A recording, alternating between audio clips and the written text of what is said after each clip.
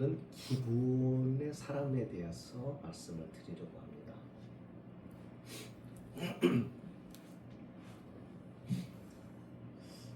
보통 이 성경에 보면은 이스라엘의 인물들이 나올 때 장자라고 하는 이 자리가 굉장히 중요한 자리인 것을 우리는 보게 돼요.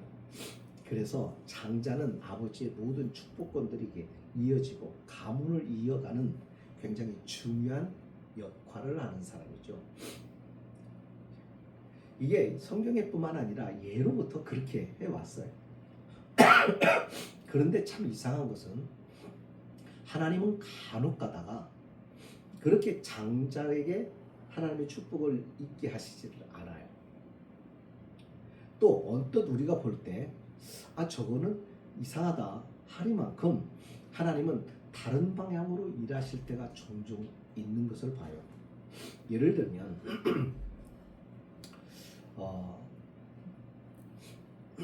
이삭에게는 아들이 둘이 있었잖아요. 그죠?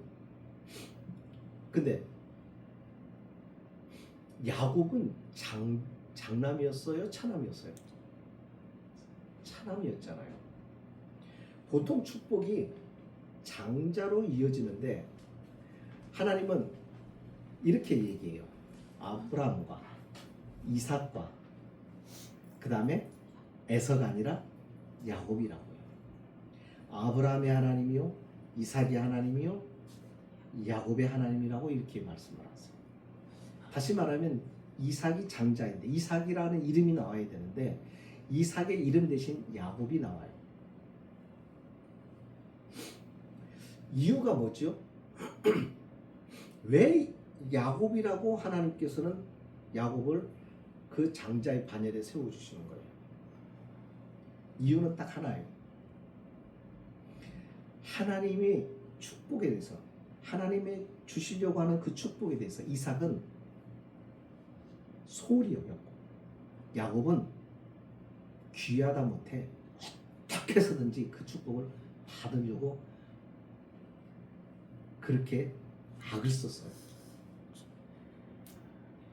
야곱이 하나님의 그 축복을, 장자의 축복을 받으려고 거짓말도 하고 아버지를 속이기도 하고 형을 속이고 그렇게 하면서 이 축복을 받아내고자 하는, 다시 말해 그 방법은 다 좋은 게 아니에요.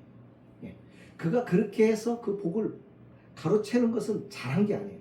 잘한 게 아니어서 나중에 야곱은 고생하는 거예요. 그 대가를 받아 지불해야 하는 거예요. 자기의 잘못에 대해서 평생 동안 그렇게 대가를 지불하면서 살아요. 하지만 그가 그게 좋았던 게 뭐냐면 이삭은 하나님의 축복을 소홀히 여겼어요. 반면에 야곱은 그 축복을, 하나님의 축복을 귀하게 여기고 그 복을 어떻게 해서든지 자기 것으로 만들려고 할 만큼 하나님의 축복을 그렇게 그리워하고 그렇게 사모하고 그렇게 간절하고 절박했던 거예요. 그래서 하나님은 그 사람에게, 야곱에게 이 축복이 이어지게 하세요. 오늘 우리는 거기서 깨달아야 돼요. 우리가 아무리 좋은 환경이 있고 우리가 아무리 복을 받은 자리에 위치해 있어도 하나님이 주시려고 하는 복을 너무너무 사모하고 막 간절히 그 바라고 어떻게든 그 복을 받으려고 하는 그 하나님의 축복에 대한 가치를 막 가지지 못하면 그 사람은 복을 못 받는 거고, 그것을 어떻게든 받으려고 하는 사람은 받아요. 여기 기브온이라고 하는 사람이 소개가 됩니다. 기브온의 사람, 기브온이라고 하는 지역이 있어요. 이 본문의 구약이라고 하는 말씀을 이렇게 보려면 우리가 많이 성경을 좀 읽어야 이게 배경이 되니까 내가 더 길게 설명을 않고 배경 설명을 안 해도 이렇게 딱 알아듣는데, 성경들을 안 읽으시니까 이거를 배경을 설명해야 되는데 이게 다 그래요. 참 안타까운 게 그거예요. 설교가 20분, 30분 이렇게 되는데 이러면 이거 가지고는 솔직하게 뭐냐면 그냥 깊이 있는 이야기를 못해요.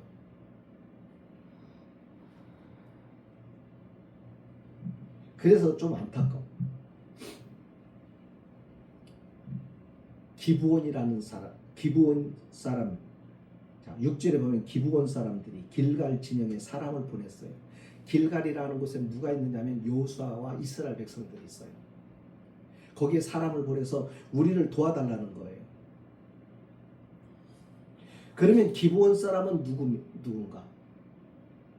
기브온 사람은 가나안 땅에 살고 있는 이방 사람들이에요. 이방 사람들. 다시 말하면 하나님께서 여호수아를 중심으로 해서 이스라엘이 하나님의 가나안 땅에 들어가서 가나안 땅에 7 족속이 살고 있었다고 그랬죠. 그 7 족속을 다 진멸하고 다 하나님이 심판해서 죽이고 거기에는 어린 아이도 짐승도 남겨두지 말고 전부 다 진멸하라고 그랬어요. 진멸하고 너희가 그 땅을 차지하라 그렇게 말했어요. 그래서 여호수아와 이스라엘 백성들이 지금 그 하나님이 주시겠다고 그 약속의 땅에 들어가기 위해서 요단을 건너서 길갈이라는 곳에서 있었어요. 길갈이라는 곳에서 여리고와의 싸움을 싸우고 아이성을 빼앗고 그렇게 해서 그 성을 2성을 빼앗았어요. 이 이야기를 가나안에 살고 있는 이 7 족속들이 다 들었어요. 소문을 들었어요. 이스라엘 백성 히브리인들이 우리에게로 온단다. 우리에게로 오게 되는데 저들에게는 강한 하나님이 여호와라고 하는 하나님이 계시는데 애굽에서 하나님께서 애굽의 왕을 바로를 굴복시키고 이스라엘 백성들을 이끌어서 바다를 가르게 하시고 그 다음에 강을 건너게 하셔서 지금 이 땅에 온다더라 하는 소문이 쫙 퍼진 거예요. 왜요? 위기감을 느낀 거죠. 그 소문을 들었던 사람 중에 가장 대표적인 첫 번째 사람이 누구냐면 여리고 성을 점령하려고 할 때 여리고에 살고 있던 누구죠? 기생 라합이라는 여자가 있었어요. 그 여리고 성에. 이 라합도 이방 여자예요. 이스라엘 사람이 아니에요. 그 이방인이 그것을 듣고 정탐꾼이 왔을 때 숨겨주고 그렇게 하면서 뭐라고 얘기하는 거예요? 당신들이 이 땅에 쳐들어올 때 우리와 우리의 가족을 기억해달라고 얘기해요. 그래서 약속을 하고 그 가족들을 구원해 줍니다. 여리고 성을 점령할 때, 다 진멸할 때 그 가족은 살아나요. 자, 그렇게 해서 이 기생 라합은 예수님의 족보에까지 오를 정도로 이방 여인인데 이스라엘의 중심적인 족보 안에 들어옵니다. 우리가 여기서 깨달아야 될 것이 있어요. 그게 뭐냐면 우리의 모습이, 우리의 신분이, 그리고 우리라고 하는 나라고 하는 존재 자체가 사람들이 볼 때 비록 아무것도 아니고 사람들이 그렇게 알아주지 않고 그렇게 영향력도 있지를 못하고 아무리 초라하고 그래도 우리 안에 하나님에 대한 구원에 대한 주님의 말씀에 대한 그분이 주시는 축복에 대한 간절함과 절박함이 있게 될 때 하나님은 누구보다도 그 사람에게 복을 주시고 누구보다도 하나님은 그 사람을 사랑하시고 그들을 붙드시고 지키시고 하나님의 사람으로 삼으신다는 거예요. 그러니까 우리에게 그게 필요하다. 이 기브온 사람들도 그 사람들이에요. 이방 바로 그 하나님이 멸하라고 하는 그 민족 가운데 있는 기브온 사람이에요. 근데 이 사람들이 이 소식을 들어요. 이스라엘 백성들이 온다는 것을. 그래서 앞에 이제 우리가 오늘 10장이지만 9장에서 어떤 일이 있냐면 기브온 사람들이 회의를 해요, 모여서. 그래서 야, 그 이스라엘 사람들이 이 땅을 점령하기 위해서 온다는데 우리 먼저 가서 화친을 맺자. 그래서 전략을 세워요. 바로 가면 이 땅에 있는 속하에 있는 사람이라고 그러면 죽을 것 같으니까 멀리서 온 사람이라고 그렇게 자신들을 위장을 합니다. 오랜 시간 동안 이렇게 만나러 왔기 때문에 먼 곳에 사니까 오랜 시간을 거쳐서 왔기 때문에 옷도 남도하게 헤어진 옷을 입고 신발도 헤어진 신발을 신고 거기서 오면서 가져왔던 빵도 다 하도 먼 길을 오다 보니까 말라 비틀어지고 곰팡이가 나고 한 것을 이렇게 해가지고는 그렇게 멀리서 온 것처럼 위장을 하고 여호수아에게 찾아와가지고 우리와 화친하자고 먼저 얘기해요. 그러니까 여호수아와 이스라엘 백성들은 이걸 확인을 안 했어요. 성경에 보니까 하나님께 기도하지 않았대요. 하나님께 물어보지 않았대요. 이 사람들과 화친해야 됩니까? 라고 묻지를 않았어요. 여호수아의 실수죠. 예. 항상 우리는 하나님께 묻는 것을 소홀히 해요. 그러다가 실수를 하는 거예요. 여호수아가 하나님께 물어야 되는데 안 물었어요. 그래서 모르고 이 사람들과 멀리서 온 줄 알고 화친을 맺었는데 알고 보니까 이 사람들이 멀리서 온 사람이 아니라 바로 여호수아와 이스라엘 백성이 진을 치고 있는 길갈에서 조금 북서쪽에 있는 기브온에 있는 사람들이었던 거예요. 자, 그런데 여호와의 이름으로 하나님의 이름으로 맹세를 했으니 그 사람들을 멸할 수가 없게 되죠. 그래서 살아남은 사람이에요, 이 사람들. 그러니까 이 사람들은 그렇게 한 이후로부터 이제 어떤 일을 하냐면 이 기브온 사람들은 이스라엘의 백성에 속해가지고 이제 이스라엘의 혈통으로는 이스라엘 백성이 아니니까 하다 보니까 물을 떠다주는 이 역할, 뭐 이렇게 이런 심부름하는 역할, 이런 거를 하면서 이스라엘에 묻어서 살아가요. 그들의 그늘 안에서. 그런데 그렇게 그들의 이스라엘 백성들의 무리 안에서 속해서 살아가는데 여러분 거기가 그들이 하고 있는 허드렛 일이었지만 그들은 하나님의 백성이 되는 거예요. 자, 이렇게 해서 장작 패고 물 깃는 일을 비록 했지만은 하나님을 섬기는 자, 다시 말하면 구원의 그룹 안에 들어와서 살게 됩니다. 다시 말하면 그들도 하나님의 백성이 됐단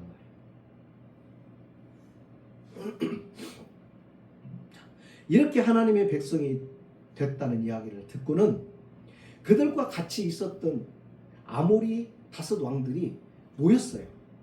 야, 기본 사람들 우리를 배신하고 이스라엘과 화친을 맺었다더라. 이걸 어떻게 하느냐? 기본을 쳐들어가서 기본 사람들을 다 죽여버리죠. 그래서 기브온으로 군사를 이끌고 5개 족속이 연합군을 이끌고 오는 겁니다. 그러자 기본 사람이 여호수아에 가서 우리를 도와달라고 얘기를 해요. 예, 도와줘야죠. 왜요? 이제 이스라엘 부류 안으로 들어왔으니까. 하나님께서 여호수아에게 가라고 합니다. 내가 너와 함께하겠다. 이 전쟁은 네가 이길 것이다. 여호수아에게 가라고 명령을 하고 여호수아는 갑니다. 그래서 여호수아가 가서 그들을 다 진멸해 버리는데 그때 전쟁을 할 때 하나님이 우박을 하늘에서 내리게 해서 이 아모리 족속 5 족속을 다 진멸시켜 버려요. 그러니까 11절에 뭐라고 나와요? 이스라엘의 자손의 칼에 죽은 자보다 우박에 죽은 자가 더 많았어. 또 아모리 사람들을 진멸하기 위해서 하나님은 여호수아의 기도를 들으셔서 하늘에 해가 기울지 않도록, 해가 지지 않도록 그렇게 하십니다. 13절에 태양이 머물고 달이 멈추기를 백성이 그 대적에게 원수를 갚기까지 하였느니라. 야살의 책에 태양이 중천에 머물러서 거의 종일토록 속히 내려가지 아니하였다고 기록되지 아니하여. 야살의 책이라고 하는 것은 성경 말고 다른 사람들, 다른 사람이 기록한 책을 말하는 거예요. 그러니까 이게 태양이 지화되는데 태양이 일정하게 서경에 넘어가지 않고 멈춰 있었단 말이에요. 이게 이방인들도 그것을 알아서 그 야살의 책에 기록했다고. 그날은 이상한 날이라고 기록했단 말이에요. 거의 종일토록 속히 내려가지 아니하였다고 기록되지 아니하였느냐. 그래서 14절에 여호와께서 사람의 목소리를 들으신 이 같은 날은 전에도 없었고 후에도 없었나. 그러니까 유일무이한 날이었어요. 이게 세상 역사에, 창조 역사에서 딱 한 번만 있었던 사건이죠. 우리가 여기서 몇 가지만 생각해 봅시다. 이 배경 속에서 첫째로 이 기부한 사람들은 구원받을 수 있는 사람이 아니었어요. 진멸당해야 될 대상이었어요. 그때 가나안 땅은 완전히 타락했거든요. 하나님이 잔인해서 그 가나안 족속을 그냥 다 없애버리라는 게 아니에요. 하나님이 심판하려고 하는 거예요. 유황불을 내려서 심판하실 수도 있지만은 하나님께서 이스라엘 백성들에게 그들을 심판하라고 말씀하시는데, 그때 가나안은 성적으로 타락해 있는 지역이었어요. 그래서 하나님이 눈뜨고 볼 수 없을 만큼 타락해 있기 때문에 다 진멸해버리라고, 그렇게 심판하라고. 그러니까 이 기브온 사람도 심판의 대상이었다. 그런데 그들이 두려움과 하나님의 그 진노를 피해서 어떻게 하면 하나님의 은혜의 자리에 들어갈까를 생각해서 그들이 꾀를 내서 그렇게 여호수아를 속이기까지 하면서 그 자리에 들어오고, 참 이렇게 하나님의 백성이 되었어요. 하나님의 백성이 되었다면 생각해야 될 것이 있습니다. 그게 뭐냐면 세상의 미움을 받는다는 것. 그럼 믿음 생활이 그렇게 쉬운 건 아니에요. 우리가 예수를 믿잖아요. 이 믿는다는 게 잘게 믿으려고 하면은 세상이 우리를 잘 봐주지는 않아요. 동료들끼리 주일날 뭐 좀 하려고, 야 모이자, 등산을 가자, 야 우리 여기 우리끼리 뭐 단합대회 하자 합니다. 예배를 드리러 가야 되는데, 그럼 벌써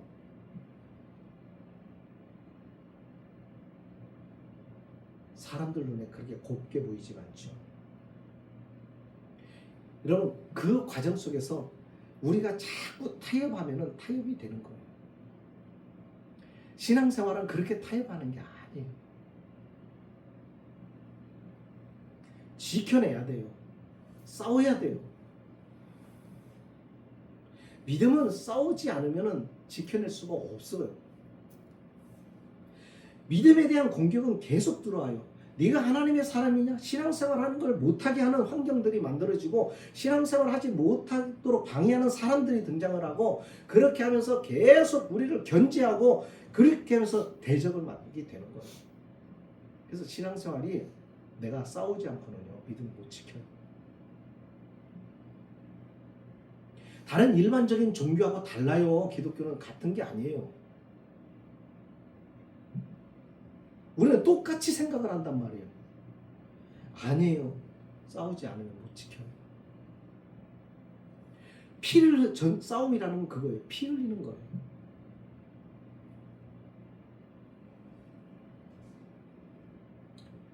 기브온 사람들, 이 기브온 사람들이 전에는 그게 없었어요. 없었다가는 지금 자기를 배신했다고 지금 아모리 다섯 왕들이 모여가지고는 이 다섯 왕들을 중심으로 해서 연합군 형성하고 치러오잖아요. 어제까지만 해도 가까웠거든. 어제까지만 해도 연맹을 맺고 있었거든.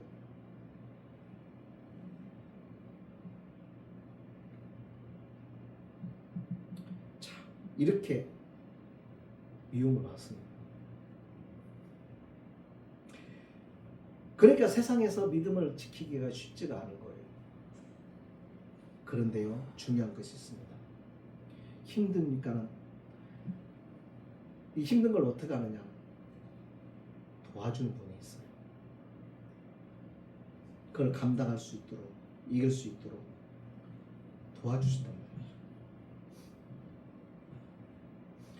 기브온 사람들이 여호수아에게 요청을 합니다. 도움을 요청합니다. 우리를 구해달라고. 마치 뭐것 같아요? 기도하는 것 같잖아요.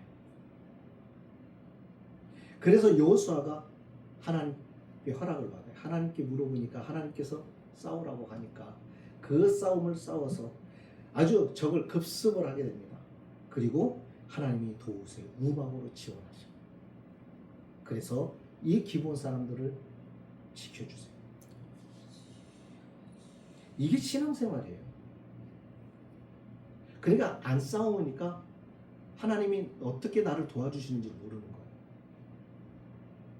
우리가 신앙생활에 우리 싸워야 되는데 안 싸우고 그냥 쉽게 타협해버리고 그냥 내 편한 대로 해버리고 그렇게 하니까는 하나님이 나를 어떻게 도와주시는 거가 안 보이는 거예요. 그러니까 계속 타협하니까 신앙이 자꾸 변해서 변질돼 버려요. 믿음 생활은 신앙생활하는 사람 그리스도인들이 여러분 하나님 예수님은 그래요. 착하게만 살라는 게 아니에요. 예수님은 착하라고 말하지 않아요.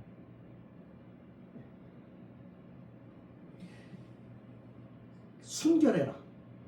깨끗해라. 그런데 지혜로워라. 세상 사람들에게 속지 않을 지혜를 가져라. 불의에 속지 않는 지혜를 가져라. 깨끗하게 나를 더럽히지 않고 나를 성결하게 살 뿐만 아니라 그러니까 성결하게 산다는 것은 도전이나 어떠한 시련이나 도전 앞에서 내가 깨끗해야 이게 이겨낼 수 있거든. 그래야 싸울 수가 있고. 그러면서 지혜로워야 해. 거기에 하나님이 함께 하심이 있어요. 자, 중요한 것은 상상치 못하는 도움이 있어요. 뭐예요? 태양이 멈춰요. 달이 머물러요. 이 얘기는 무슨 얘기예요?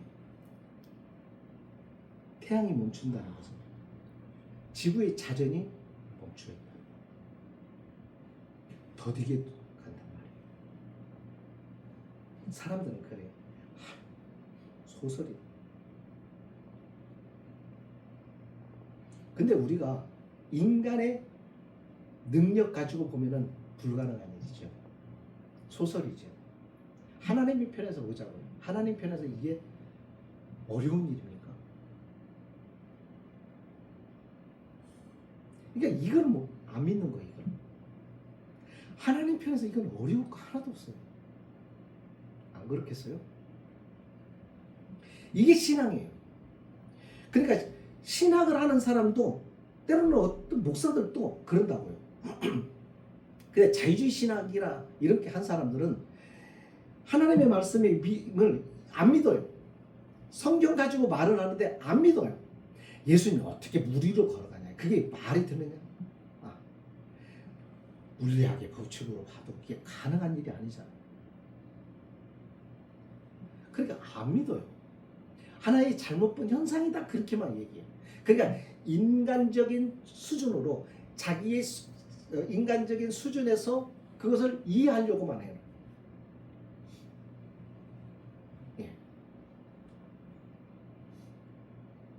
그러니까 하나님이 어떤 분이신지 모르는 거예요. 모르니까 믿지 못해요. 그러나 하나님을 분명히 아는 사람은 그게 믿어진다. 아니까 하나님을 아니까 하나님이 누구인지를 아니까 하나님을 경험했으니까 하나님을 만났으니까 믿어지는 거예요. 그분은 가능하다. 그분은 능히 가능합니다. 하나님은 능히 가능해요. 그럼 하나님은 오늘날에도 이렇게 하실까? 안 하세요. 유일하게 이때만 하나님께서 누군가를 내가 누구다고 하는 것을 보여주기 위해서 딱 한 번만 이 일을 하시는 거예요. 여기에 또 비슷한 것이 하나 또 있었죠. 히스기야 왕 때. 히스기야 왕의 기도를 하면서 히스기야 왕이 죽을 병에 걸렸을 때 히스기야가 하나님 앞에 매달려 얼굴을 벽으로 향하고 하나님 앞에 기도해요. 내가 지금까지 한 선한 일을 보시고 나를 불쌍히 여겨달라고 하나님 앞에 기도할 때 하나님이 히스기야를 생명을 연장시키겠다고 말씀을 하시면서 그 증거로 하나님이 증거를 보여주세요.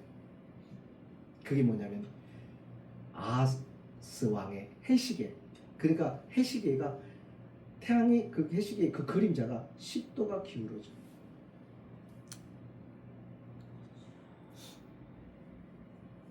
성경에 딱 이렇게 두 번. 그러니까 무슨 얘기예요? 하나님이 누구예요? 태양도 달도 멈추게 하시는 거예요. 어떻게 그게 가능해요? 창조주니까. 창세기 나와 있잖아요. 빛이 있어라. 안 보이니까 눈에 그 하나님을 못 믿는 거예요, 사람들. 그러나 우리는 믿습니다. 믿으면 하나님이 누군지를 알면 확실하게 믿어줘. 그러니까 그 하나님이 지금 오늘도 살아계셔서 이 말씀대로 행하시고 말씀을 이루어 가시는 것이 우리가 어떻게 하는 거예요? 믿음으로 기도하며 살아가면서 하나님이 계신 것을 확인해 가는 것. 이게 신앙생활이잖아요. 이것을 알기에 하나님이 계신 것을 분명히 알기에 대적들이 아무리 많아도 나를 아무리 힘들게 하는 환경이 있어도 나를 좌절하게 만드는 상황에 처해 있어도 거기에서 주저앉지 않는 것이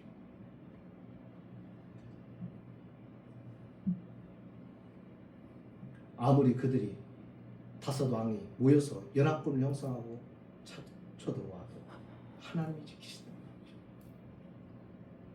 그것을 아는 성도는 흔들리지 않아요.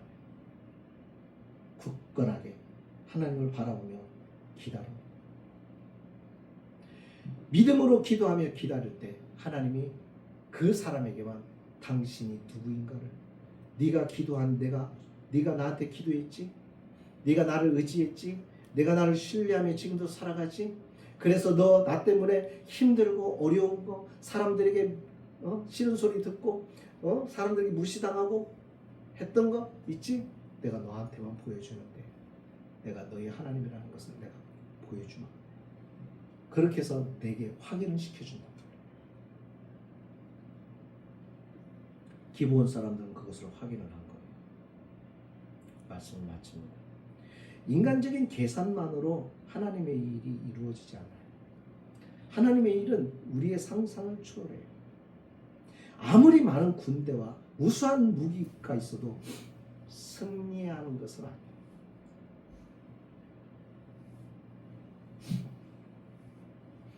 우리는 세계대전이나 이런 전쟁 사회를 읽어봐도 그래요. 예. 엄청난 탱크와 무기를 가지고 싸우게 될 때 이 탱크가 몰려오면은 그걸 감당할 수 없어. 그런데 이 전쟁에서 승리가 보장될 수 없는 상황에서 하나님 앞에 간절하게 기도합니다. 그래서 그 탱크를 무력화시키는데 하나님이 그날 밤에 피를 내리게 하십니다. 뻘이 돼버린 거예요. 그러면 탱크는 움직이지 못해요. 2차 대전 때 그런 일이 있었어요. 자, 하나님은 우리가 생각하는 대로 움직이시지 않으세요. 훨씬 더 우리가 상상할 수 없는 일을 하시죠. 그래서 우리로 하여금 그런 고백을 하게 합니다. 과연 하나님이십니다. 이런 고백이, 이런 체험이 우리에게 있어야 됩니다.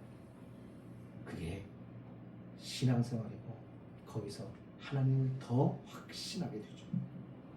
대적들이 아무리 크게 뭉친다 할지라도 하나님 앞에서는 아무것도 아니다는 것. 그 믿음이 오늘 저와 여러분의 믿음이 되었으면 좋겠습니다. 기도합니다. 자비하신 하나님,